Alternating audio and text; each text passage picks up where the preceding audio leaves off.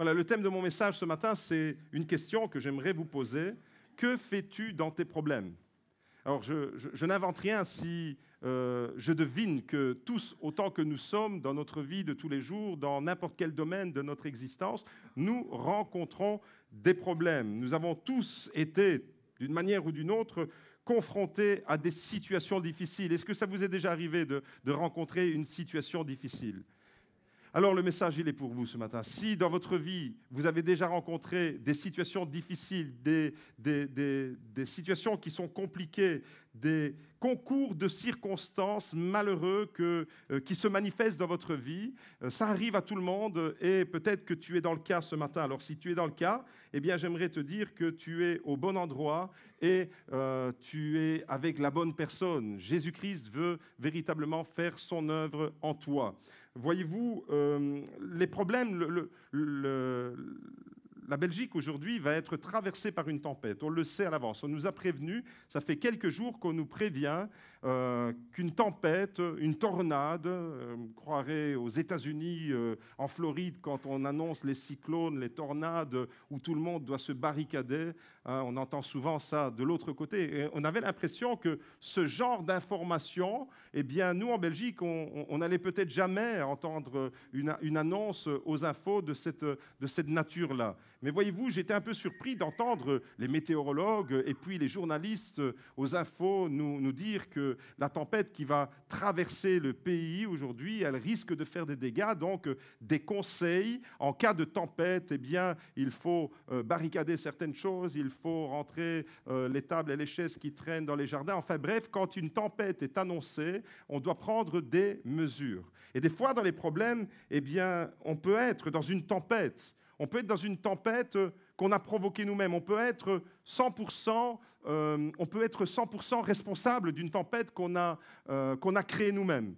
La Bible nous dit qu'il y a des tempêtes que nous provoquons nous-mêmes. Jonas était un homme de la Bible, un prophète de l'Ancien Testament, qui a provoqué une tempête. Parce qu'il a désobéi à Dieu, il a provoqué la tempête et le problème dans lequel il s'est retrouvé, c'est lui qui l'a provoqué. Alors, il y a des problèmes dans lesquels nous sommes, nous rencontrons des problèmes et nous sommes 100% responsables parce que nous avons fait des mauvais choix, parce que nous avons pris des mauvaises décisions, parce que nous avons donné une orientation à notre vie dans la mauvaise direction. Nous avons embarqué notre famille peut-être dans une mauvaise direction. Et des fois, des problèmes ou des tempêtes, eh bien, sont provoqués par nos choix, par nos décisions. Des fois, nous sommes partiellement responsables, ou nous sommes partiellement responsables parce que notre décision est engagée, mais que ça dépend aussi des autres. Et on peut comme ça se retrouver dans une tempête, bien qu'on n'est pas 100% responsable de ce qui arrive, mais on porte quand même une responsabilité. Et des fois, on n'est tout simplement pas responsable, comme la tempête qui va traverser la Belgique aujourd'hui. Si je ne m'abuse, elle porte un nom de femme, cette tempête. Ça ne m'étonne vraiment pas. Les tempêtes, c'est souvent féminin. Je ne sais pas pourquoi on donne souvent des noms féminins aux tempêtes. Elle s'appelle Chiara, cette tempête. En plus, elle a un nom italien. Quand vous êtes marié avec une femme italienne, c'est la tempête assurée à la maison. Voilà, cette tempête Chiara ou Ciara, je ne sais pas comment ils l'écrivent. Si c'est Chiara, il doit y avoir un H. Parce qu'en italien, Chiara, ça s'écrit avec un H. S'il n'y a pas de H, alors on ne doit pas dire Chiara, on doit dire Ciara. Bon, qu'elle s'appelle Ciara ou Chiara, ça ne changera pas la face du monde. La tempête, elle va quand même traverser la Belgique. Voilà, donc une petite connotation italienne, là, femme italienne. Est-ce qu'il y en a des femmes italiennes à Beaudour? Voilà, on va prier pour les maris. Soyez bénis.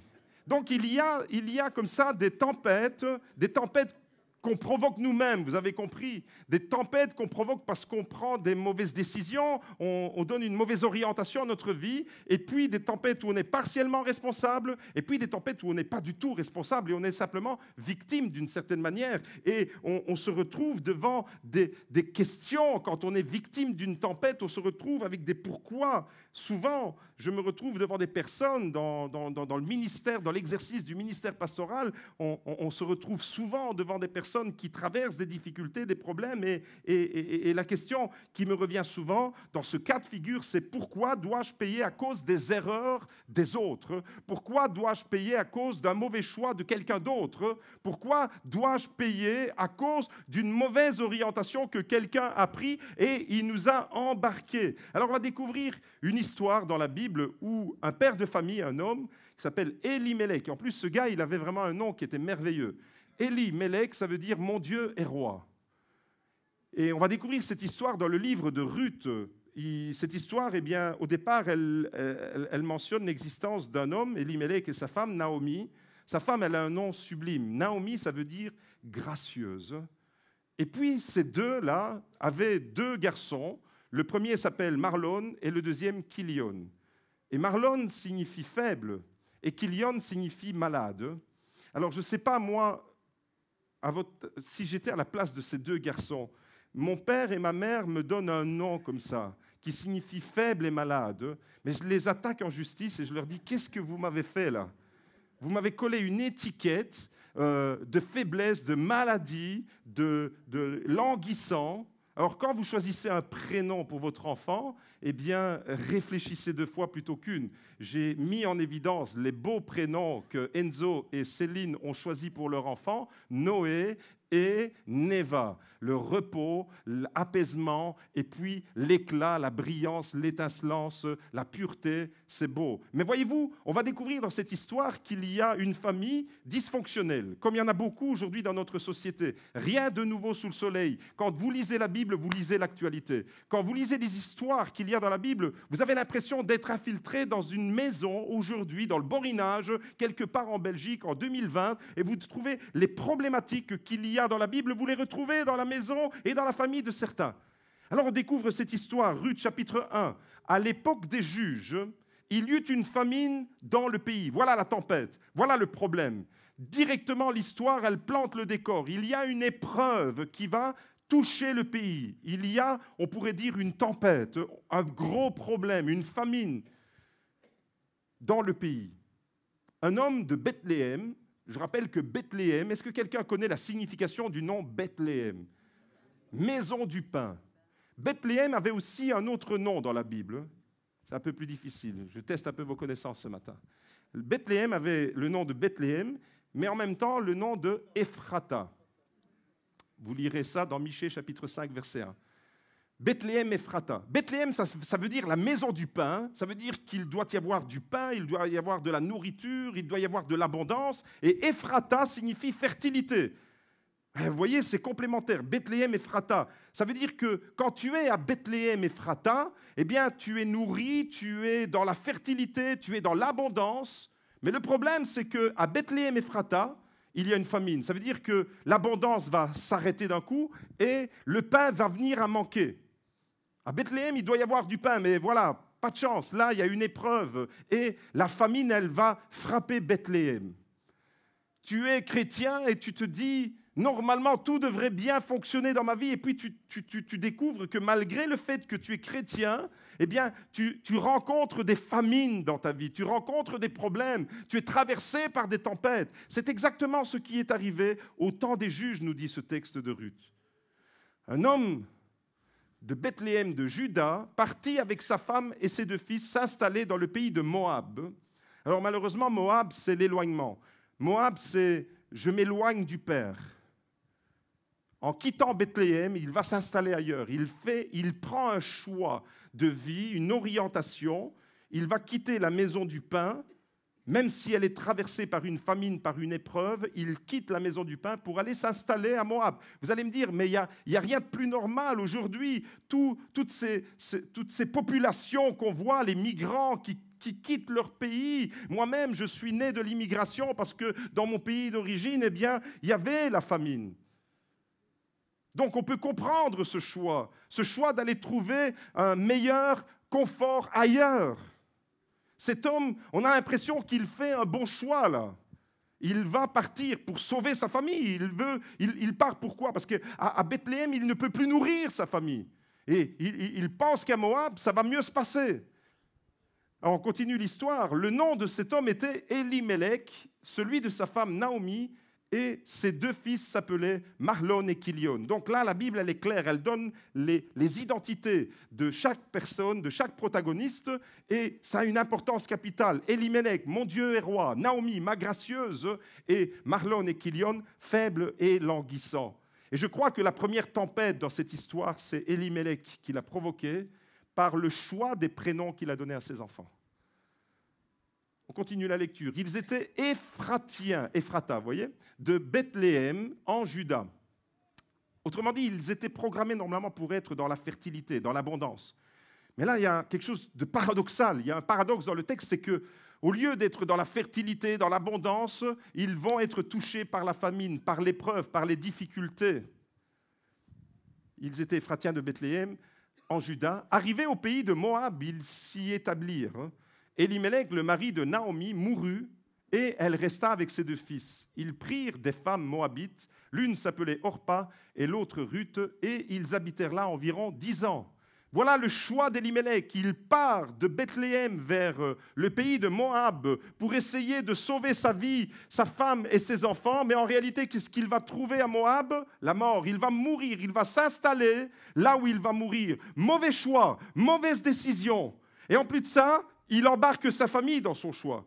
Combien de pères aujourd'hui embarquent leur famille dans des mauvais choix, dans des mauvaises directions, et le premier qui va payer cash, c'est lui. Elimelech, là, à Moab, parce qu'il s'éloigne de Dieu, parce qu'il s'éloigne du lieu où Dieu voulait qu'il soit. Malgré l'épreuve, malgré la famine, il voulait que Elimelech reste sur place. Il s'éloigne et la mort qu'il redoutait à Bethléem, il va la rencontrer à Moab. Cet homme est le premier qui va payer cash de son mauvais choix. Le problème, c'est qu'il va entraîner avec lui toute une famille. Et je disais qu'il y a des problèmes dont on est 100% responsable, des problèmes dont on est responsable partiellement, et des problèmes, malheureusement, dont on n'est pas responsable. Les enfants, ils suivent les parents. Les enfants, ils sont embrigadés malgré eux. Ils ne sont pas responsables du nom qu'ils ont reçu. Ils ne sont pas responsables du choix du papa et de la maman de partir. Naomi, elle subit un peu le choix de son mari, d'Elimelech, voyez-vous. On continue la lecture. Mahlon et Kilion moururent aussi tous les 2. Cet homme, il a foiré complet. Le choix qu'il a donné, l'orientation qu'il a donnée à sa famille était vraiment chaotique. Il part pour sauver sa peau et en réalité, il meurt lui le premier et puis la Bible dit que ses 2 fils vont mourir tout de suite après lui.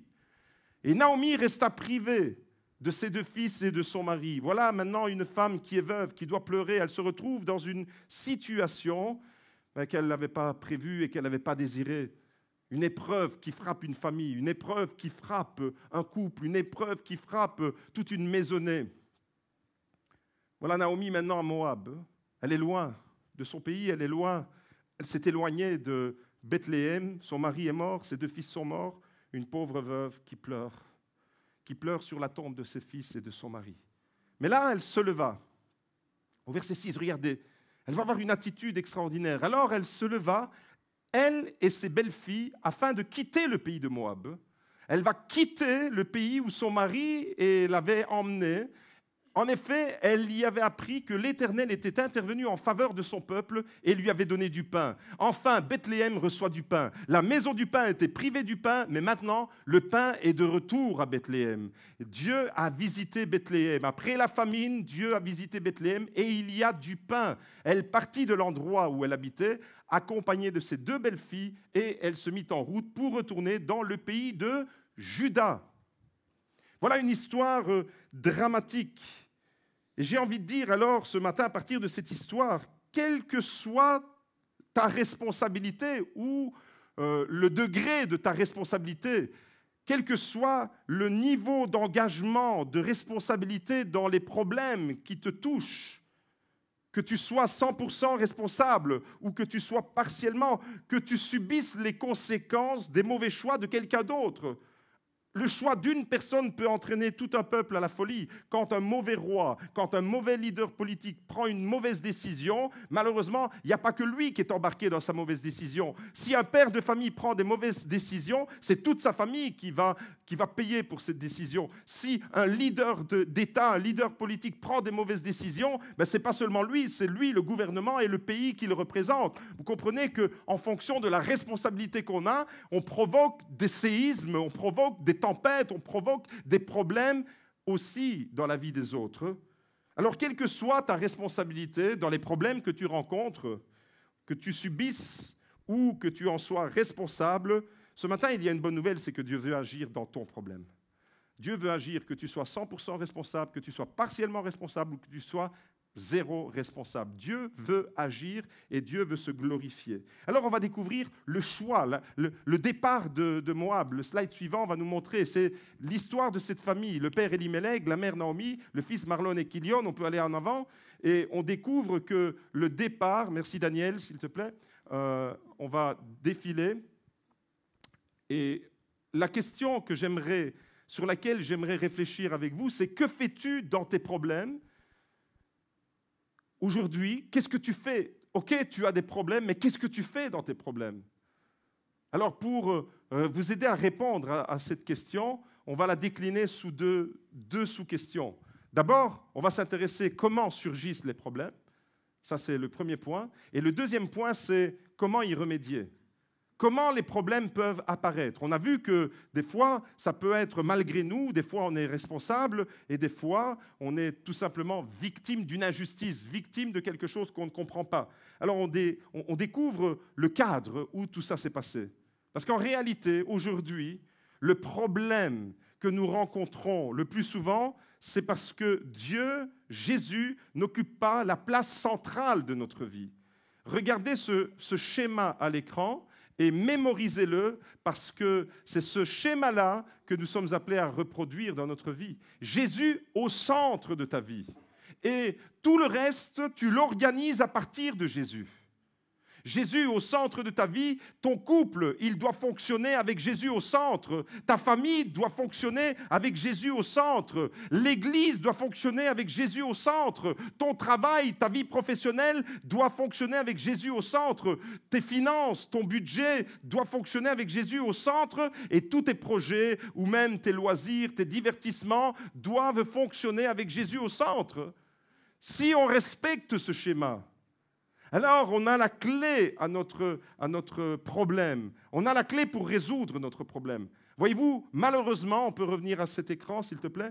Malheureusement, le problème, c'est que les problèmes surgissent quand le rond rouge que vous voyez au centre, avec le nom de Jésus, n'est plus au centre de la vie. N'est plus au centre. Tu as mis quelque chose d'autre à la place. Tu as mis des craintes, comme Elimelech, il a mis la peur.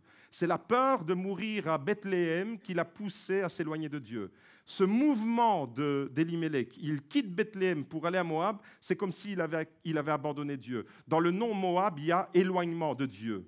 Il y a la notion de s'éloigner de Dieu. Bethléem, c'est le lieu que Dieu a choisi pour te bénir. Et voilà qu'Elimelech se retrouve loin du lieu que Dieu a choisi. Quand dans ta vie, au lieu de mettre Jésus au centre, quand dans ta vie tu mets autre chose, tu mets peut-être tes loisirs, on revient un instant à l'écran, quand on met peut-être même notre couple au centre de notre vie, ou notre famille, des bonnes choses en soi, parce que c'est Dieu qui a institué le couple, c'est Dieu qui a institué la famille. Eh bien, tu n'as pas mis Jésus au centre de ta vie, de toute ta vie. Vous voyez, cette sphère-là, ça brasse large. C'est toute ta vie qui doit être organisée avec Jésus au centre. Peut-être que tu as mis tes finances et tu es dans les problèmes parce que justement, tu as des problèmes de finances et tes finances sont au centre de ta vie, alors c'est devenu chaotique pour toi. C'est un problème insurmontable. Pourquoi est-ce qu'il est insurmontable? Parce que ce n'est pas Jésus qui est au centre de ta vie. Ce matin, je vais vous exhorter tous et toutes à mettre Jésus vraiment au centre de votre vie. C'est exactement ce que Elimelech n'a pas fait quand le problème a surgi. Quand la famine a frappé Bethléem, Elimelech a préféré fuir.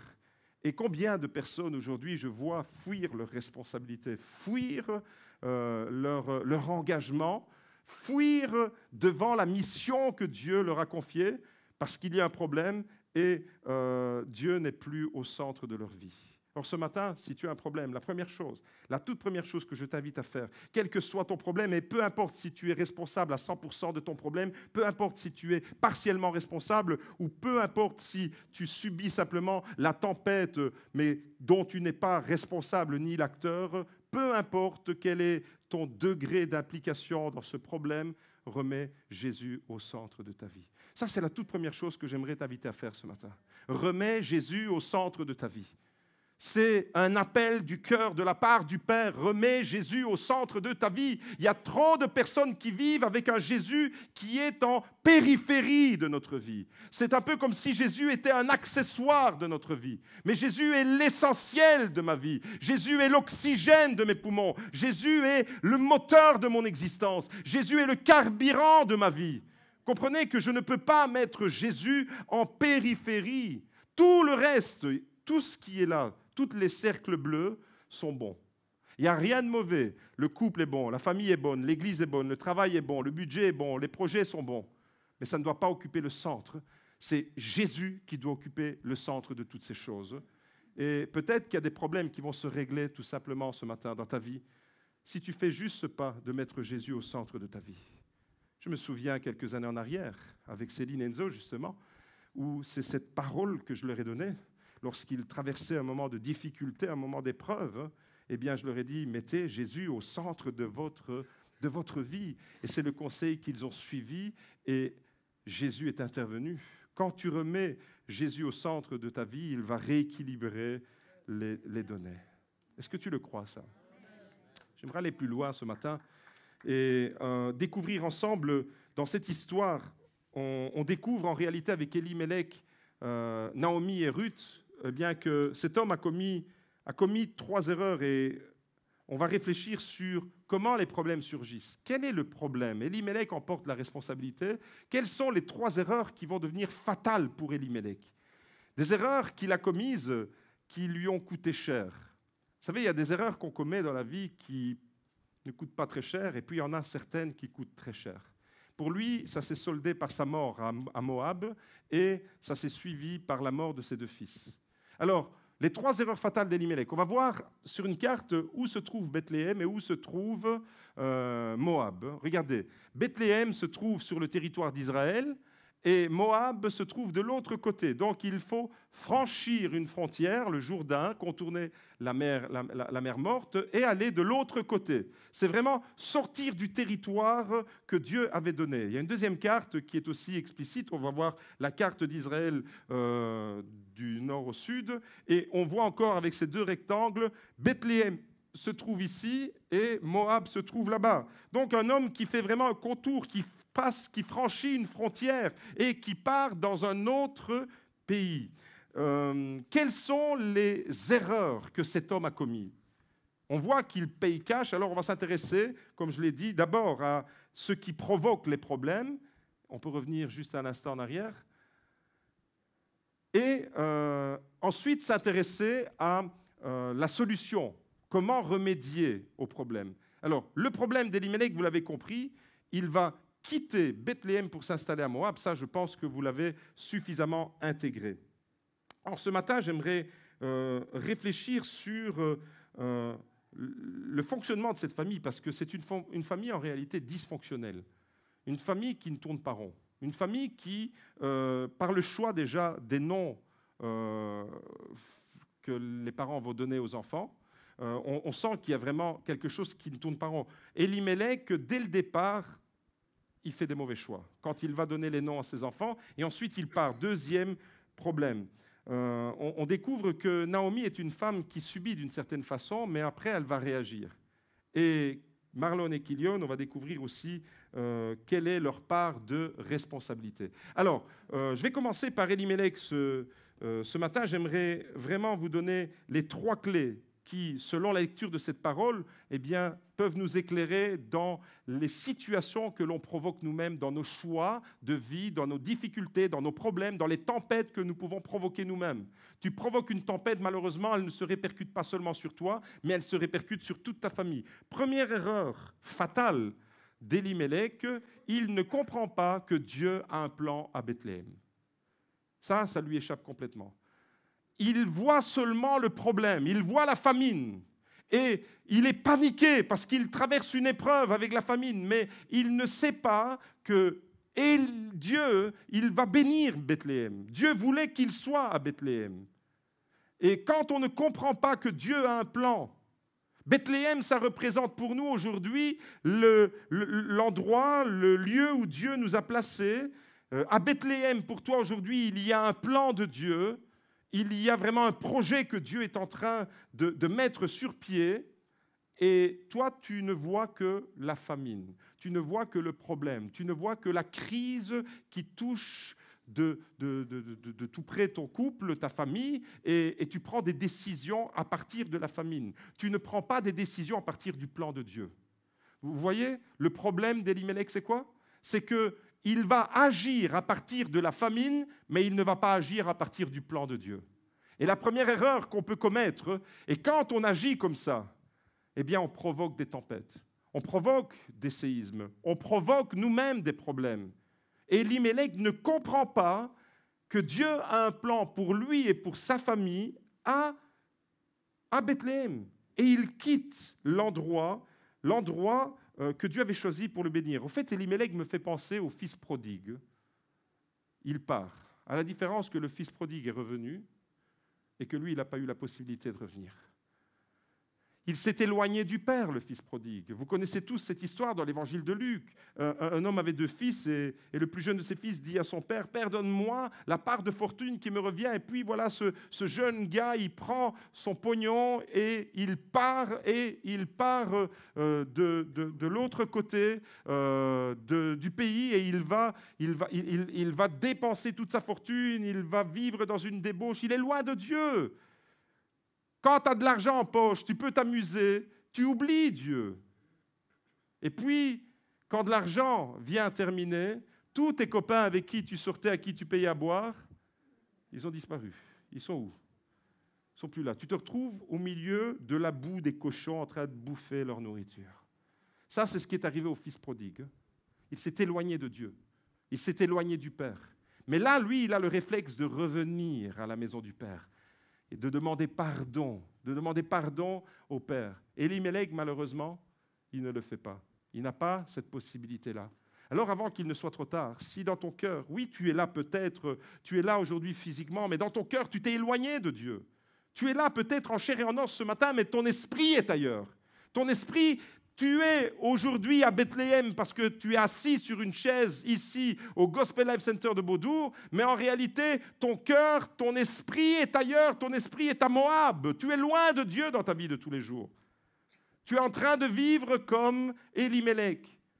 Tu ne prends pas en considération que Dieu a un plan malgré la famine qui a frappé le pays de Juda, là, Bethléem. Ça, il a complètement zappé. La deuxième erreur de cet homme, d'Elimelech, eh bien, c'est qu'il ne fait pas confiance à Dieu dans la difficulté. Quand on rencontre des difficultés, des problèmes, ça peut être des problèmes financiers, ça peut être des problèmes relationnels, ça peut être des problèmes même au niveau de la maladie, ça peut être des problèmes liés à une épreuve. Il t'arrive une tuile, tu as une grosse épreuve et tu es là. Mais si tu ne fais plus confiance à Dieu dans ton problème, tu vas partir, tu vas t'éloigner de Dieu. Combien de personnes fonctionnent avec un Dieu yo-yo ou un Dieu roue de secours? J'utilise Dieu quand j'ai besoin, je crie à lui. Et puis si je vois que je suis encore dans les problèmes, je m'éloigne de lui. Aimer Dieu quand ça fait mal, ça, Elimelech ne l'a pas intégré. Il ne fait pas confiance à Dieu dans son problème, dans ses difficultés. Je ne sais pas quel est le problème que tu traverses en ce moment. Mais la parole de Dieu te dit de placer ta confiance en lui. Le problème majeur que la plupart des gens rencontrent aujourd'hui, c'est des mauvais choix qui les éloignent de Dieu et c'est un manque de foi, exactement comme Elimelech. Ne pas croire que Dieu est capable de visiter Bethléem pour lui donner du pain. Ça, lui, il n'a pas vu de ses yeux. C'est Naomi qui va le découvrir plus tard. La troisième erreur alors de cet homme, Elimelech va commettre 3 erreurs qui malheureusement lui seront fatales. C'est qu'il n'a pas de perspective d'avenir, cet homme. En réalité, il ne fait que des choix qui vont lui garantir le aujourd'hui, mais il n'a pas de perspective d'avenir. Pourquoi? Parce qu'il s'éloigne de Dieu, parce qu'il ne place pas sa confiance en Dieu quand il a des problèmes, et il donne des noms à ses enfants déjà là. Rien que par le choix des noms, on sait que c'est un homme qui n'a pas beaucoup d'ambition pour l'avenir. Appeler son enfant malade, faible, languissant, est-ce que vous pouvez vous imaginer dans une cour de récréation, votre gamin, il s'appelle faiblesse, maladie. Est-ce qu'il y a un papa ou une maman sensée aujourd'hui qui oserait appeler ses enfants de cette manière? Comprenez que vous aussi, avec moi, vous seriez en train d'attaquer vos parents en justice si vous avez appelé comme ça. Eh bien, c'est exactement ça ce qu'il fait. Cet homme, il va comme coller une étiquette sur la destinée de ses enfants. Ces enfants-là, avec le nom qu'ils portent, malheureusement, eux aussi, ils vont mourir. Il y a toute une image dans ce récit, il y a toute une symbolique dans ce récit. Il faut apprendre aussi à lire la Bible de cette manière, découvrir qu'à travers les noms et à travers les choix de vie, eh bien, la Bible est en train de nous parler de nos choix que nous sommes en train de prendre, ou peut-être des situations que nous sommes en train de subir, des tempêtes qui sont en train de toucher notre vie. La troisième erreur, donc, pas de perspective. Les amis, j'aimerais vous dire ce matin, nous avons tous notre Bethléem, notre sphère dans laquelle Dieu veut nous bénir. Dieu nous place dans une Bethléem, c'est le lieu de sa présence. Et même si tu es dans la présence de Dieu et que tu traverses des difficultés, ne quitte jamais la présence de Dieu. Ne quitte jamais la présence de Dieu. Ne t'éloigne jamais de la présence de Dieu. Place toujours, si tu traverses une famine en ce moment, si financièrement c'est la galère en ce moment, si au niveau de ta santé c'est pas brillant en ce moment, place toujours ta confiance dans le Dieu du miracle, dans le Dieu à qui rien n'est impossible. Ne fais pas l'erreur d'Elimelech.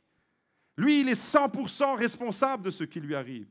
Mahlon et Kilion, malheureusement, ils sont partiellement responsables. Parce que le problème de Mahlon et Kilion, eh bien, c'est de subir. Ça, c'est leur faute.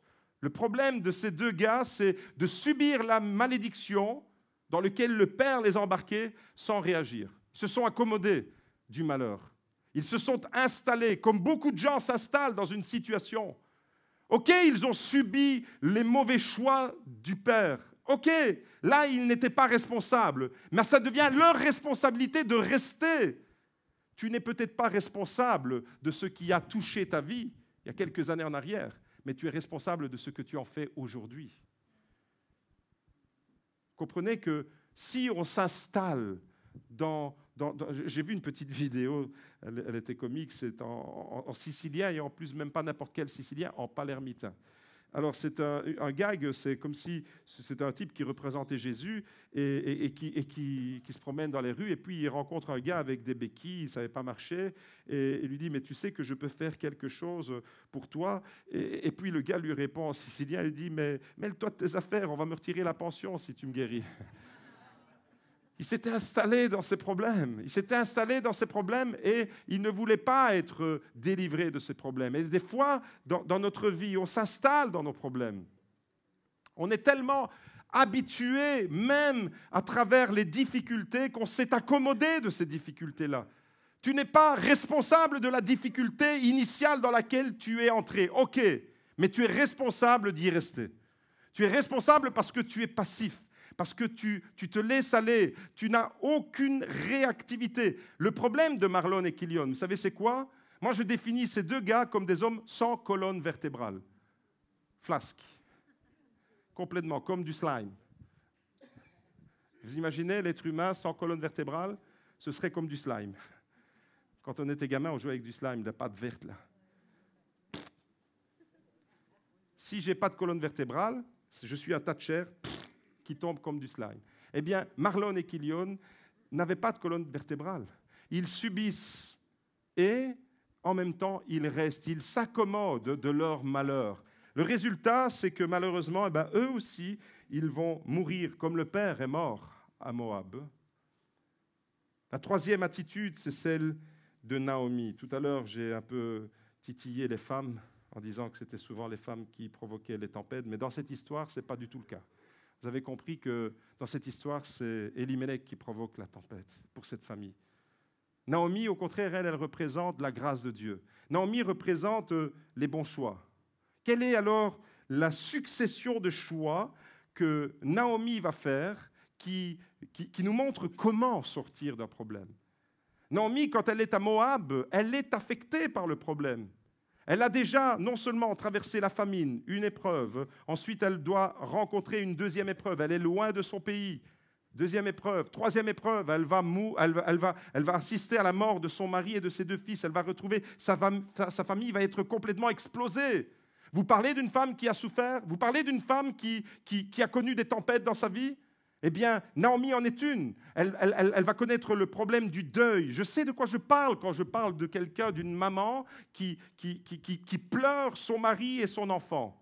Je n'ai qu'à penser à ma maman pour savoir ça ressemble à quoi une femme qui pleure le départ d'un mari et le départ d'une fille. Et je sais combien aujourd'hui encore, 20 ans après la mort de mon père, on est à la 13e année de la mort de ma sœur, combien ma mère elle est complètement détruite. Je sais c'est quoi, de près, pas parce que je l'ai lu dans un livre, parce que ça a touché ma famille de près.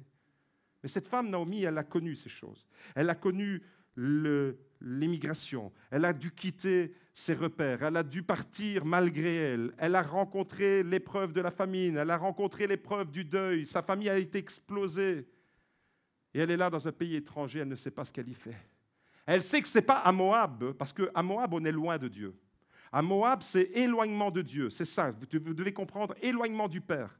Il dit, qu'est-ce que je fous? Je suis loin de Dieu. En réalité, Naomi, elle a le même réflexe que le fils prodigue quand il était loin du Père. Le fils prodigue, qu'est-ce qu'il fait? L'évangile de Luc nous dit qu'il est entré en lui-même et il dit, j'irai vers mon Père et je dirai, Père, j'ai péché envers le ciel et envers toi. Je ne suis pas digne d'être appelé ton fils. Et le Père l'accueille dans ses bras d'amour parce que Dieu est amour et parce que Dieu accueille que tu sois responsable à 100%, partiellement responsable ou zéro responsable. Quand tu reviens à Dieu, il t'accueille les bras ouverts. Eh bien, Naomi, elle va se lever. La vie l'avait mise par terre. Je m'adresse à tous ceux à qui l'épreuve, la tempête, le problème, vous êtes en train de tomber à genoux et vous êtes en train de vous morfondre. La vie veut vous mettre par terre. Naomi, elle va se lever. Elle va se remettre debout, cette femme. La Bible le dit clairement, elle se lève, c'est au verset 6. Ensuite, deuxième attitude, elle est attentive à ce que Dieu fait. Voilà une femme qui a exercé son oreille. Elle sait que Dieu est en train de bénir Bethléem. Elle sait que Dieu est en train d'envoyer sa bénédiction à Bethléem. Et elle va se lever, elle écoute, elle discerne, elle est attentive. Ensuite, troisième attitude, elle va se démarquer de Moab. Elle prend la décision de quitter Moab. Il y a quelqu'un ici ce matin qui doit prendre la décision de quitter un Moab intérieur. Dans ton cœur, il y a Moab. Tu t'es éloigné de Dieu. Et Dieu te dit, il n'est pas trop tard pour que tu reviennes, parce que tu es encore en vie. Tu n'es pas comme Elimelech. Lui, il est mort. C'est fini. Quand tu es mort, c'est fini. Tu ne sais pas faire marche arrière. Tu es dans la posture de Naomi. Tu as été embarqué. Peut-être malgré toi, tu t'es retrouvé dans des problèmes, dans des souffrances, dans des pleurs, dans des larmes. Tu regardes ta vie et ça ressemble à un cauchemar, comme le scénario de cette famille. Mais tu peux revenir comme Naomi. Tu peux revenir à la grâce de Dieu. Naomi, c'est la grâce de Dieu. Elle représente ce que la grâce de Dieu peut faire dans ta vie. Tu as connu l'épreuve, eh bien la grâce de Dieu peut t'enrichir. Tu as connu les larmes, mais la grâce de Dieu vient essuyer les larmes de tes yeux et de ton cœur. Tu as connu la famine, l'épreuve redoutable, la tempête a balayé, a complètement explosé peut-être certains aspects de ta vie, mais la grâce de Dieu va te relever. Et puis, qu'est-ce qu'elle fait? Quatrième attitude remarquable de Naomi, elle revient à Bethléem. Elle revient là où il y a du pain. Elle revient à la nourriture spirituelle. Elle revient à la parole de Dieu. Elle revient là, dans le territoire dans lequel Dieu voulait voir cette famille se déployer. C'est là qu'est ta place. Bethléem, pour toi, c'est la sphère où Dieu règne. Bethléem, pour toi, mon frère, ma sœur, qui écoute cette prédication, c'est le lieu, l'endroit, l'environnement que Dieu a préparé pour toi pour que tu sois réhabilité après l'épreuve, réhabilité après la tempête, réhabilité après la famine qui est en train de te ravager. C'est là que Dieu te veut. Dans la présence de Dieu, tu vas être restauré. Et Naomi, contrairement à son mari, contrairement à ses 2 fils, elle va avoir ce privilège de pouvoir revenir. Et toi qui es là ce matin, toi qui t'es éloigné de Dieu, l'éloignement, ce n'est peut-être pas un éloignement physique comme pour cette famille. Eux, carrément, ils sont partis, ils ont traversé une frontière, ils ont été dans un autre pays. Toi, tu es là et tu te dis, mais je suis là. Mais en réalité, la frontière, tu l'as franchie à l'intérieur. Tu t'es éloigné dans ton cœur. Tu t'es éloigné de Dieu. Tu as focalisé tout ton regard, tu l'as focalisé sur la famine initiale. C'est comme ça que le livre de Ruth commence. Il y eut une famine au temps des juges. Et ça a complètement explosé tout le reste. À cause d'une famine. Mais ne croyez, Elimelech, ne crois-tu pas que Dieu est capable, s'il y a une famine, de donner le pain à cette ville qui s'appelle Maison du Pain? Toutes les promesses qu'il y a autour de Bethléem, qu'est-ce que tu en fais? C'est de là que devait naître le Messie. C'est à Bethléem que viendra le Messie. C'est une ville qui a reçu des promesses extraordinaires. Tu ne dois pas quitter cette ville. Elimelech, tu portes la responsabilité de ton choix, mais tu entraînes les autres dans tes mauvais choix. Naomi, tu portes la responsabilité de ton choix et tu emmènes les autres avec toi. Naomi va revenir, mais elle ne sera pas seule. Elle va emmener avec elle Ruth, cette femme extraordinaire qui va se convertir au Dieu d'Israël et qui va devenir l'ancêtre du Messie. Le choix d'Elimelech a des répercussions négatives sur les autres. Le choix de Naomi a des répercussions positives sur les autres. Ton choix, tu t'es peut-être éloigné de Dieu, mais en revenant à Dieu, tu vas en ramener d'autres avec toi. Tu vas ramener ta femme, tu vas ramener ta fille, tu vas ramener ton fils, tu vas ramener ton frère. Quand tu t'éloignes de Dieu, tu ne sais pas que tu es en train de t'éloigner de Dieu, mais en même temps, tu envoies un message aux autres. C'est comme si Dieu n'était plus important. Et donc, les autres, ils regardent ta vie, ils disent « Mais moi, je pensais que lui, il marchait avec Dieu. Il s'éloigne. Donc, c'est que ce n'est pas tellement intéressant de marcher avec Dieu. » Chrétien, tu as la responsabilité dans tes choix d'embrigader les autres pour les ramener à Bethléem. Et j'aimerais terminer avec ça. J'aimerais terminer avec cette parole, qui que vous soyez, d'une certaine manière. Ce matin, la parole de Dieu nous dit, pour tous les Elimelech qui ont fait des mauvais choix, tu peux être un Elimelech. Tu as fait des mauvais choix dans tes finances, dans tes priorités. Tu culpabilises peut-être, parce que le choix que tu as fait, malheureusement, quand il n'est pas éclairé par la parole de Dieu, il provoque de la culpabilité dans ton cœur. Mais quand tu as fait des mauvais choix et que la parole de Dieu t'éclaire, tu viens avec repentance et tu es restauré, réhabilité. La culpabilité, elle t'écrase. La repentance, elle t'élève. Ne culpabilise pas, repens-toi. Jésus n'a pas prêché la culpabilité, Jésus a prêché la repentance. Repentez-vous car le royaume de Dieu s'est approché. Elimelech, peut-être que tu culpabilises, tu te dis je suis sorti du plan de Dieu. Je me suis éloigné. Là, Elimelech, clairement, il sort géographiquement du plan de Dieu. Toi, tu es sorti du plan de Dieu, il y avait un appel sur ta vie, mais tu t'es éloigné de cet appel. Et j'aimerais t'inviter, si c'est le cas, à revenir. Tu te dis peut-être ce matin, j'ai commis trop d'erreurs et j'ai été trop loin dans mon délire. J'ai provoqué trop de tempêtes pour moi et pour les autres. Mais Jésus, ce matin, te tend la main. C'est ça la grâce de Dieu. Toi qui es peut-être dans la posture d'Elimelech, toi qui te reconnais avec 100% responsable de mes choix, Jésus veut te réhabiliter. Peut-être que tu es comme Marlon et Kilion. Il y a une issue aussi pour Marlon et Kilion. Il y a la possibilité, tu te sens peut-être bloqué, emprisonné, et tu es empêché d'évoluer parce que tu subis le choix de quelqu'un d'autre. Ta vie, tu n'es pas totalement libre, parce qu'elle dépend du regard de ton mari, du regard de ta femme, du regard de ta fille, du regard de ton patron, du regard de ton collègue, et tu ne te sens pas pleinement libre, et tu te sens piégé. Remets Jésus au centre de ta vie. Marlon, Kilion, ne reste pas dans ta faiblesse, ne reste pas dans la maladie qui va t'emmener à la mort spirituelle. Tu peux revenir toi aussi. Ne regarde pas aux autres. Peut-être que tu vis toujours dans l'ombre de quelqu'un, mais le Seigneur veut te mettre à la lumière ce matin. Peut-être que tu es comme Marlon et Kilion, tu suis simplement le mouvement vers l'épreuve qui va être redoutable. Non! Démarque-toi, fais comme Naomi. Naomi, elle nous montre le chemin. Naomi va revenir à Dieu. Marlon et Kilion sont restés bloqués dans le délire du père et ils sont morts. Naomi va revenir, elle va revenir. Et c'est ça le point fort de Naomi. C'est une femme qui va donner l'exemple dans cette histoire. Comme souvent c'est le cas, Les femmes sont des géants de la foi. Les femmes sont impressionnantes par leur force, leur énergie. Quand je vois ma femme, quand j'ai le 10e de ce qu'elle a, vous savez, quand moi j'ai 38 de fièvre, il faut appeler le SAMU, les SMUR, les pompiers, et il faut m'amener d'urgence à l'hôpital parce que j'ai l'impression que ma vie était en train de terminer. Je convoque mes enfants. Vous croyez que c'est de la blague ce que je vous dis? Ils sont là pour témoigner. Je convoque ma famille et je dis « Je vous aime, ne l'oubliez jamais ». Je parle à Gianni, je parle à Elisa, je parle à Daniel. « Mais pas, t'as juste 38 de fièvre, arrête ton délire. »« Ouais, mais je vais vous dire que je vous aime. » Je vous assure, on est des petites natures, les hommes. Mais quand je vois ce que ma femme peut accomplir pour la famille, eh ben, je lui dis merci Naomi. Merci Naomi parce que c'est la grâce de Dieu. Celui qui a trouvé une femme a trouvé un trésor. Quelle grâce! Naomi, ça veut dire la grâce. Quelle grâce! Quelle force, quelle puissance! Aujourd'hui, elle s'est levée avec peu d'heures de sommeil. Elle n'aime pas que je dise ça parce qu'elle n'aime pas que je parle d'elle, mais avec une migraine pas possible, elle est là en train de servir Dieu.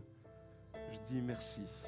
Mon frère, ma sœur, ne reste pas dans la posture d'Elimelech, ne reste pas dans la posture de Marlon et Kilion, emboîte le pas de Naomi. Et ce matin, j'aimerais terminer. Combien de personnes voudraient dire, Seigneur, je vais être comme Naomi? Même si j'ai été embarqué dans un mauvais truc, même si j'ai été embarqué dans une mauvaise aventure, même si j'ai été traversé, la tornade Ciara a percuté ma vie. Cet après-midi, elle va percuter le pays, elle va peut-être faire des dégâts.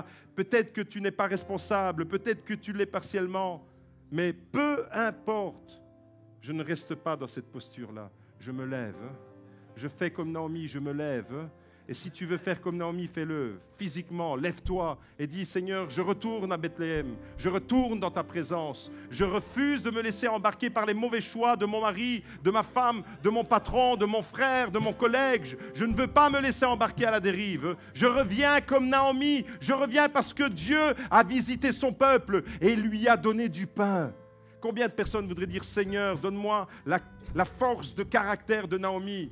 Voilà le génie de Naomi. Elle revient de Moab, elle revient à Bethléem, le lieu que Dieu a choisi pour te bénir. C'est sa présence. Est-ce qu'on peut lever les mains ensemble et prier et demander à Dieu vraiment la grâce, la force?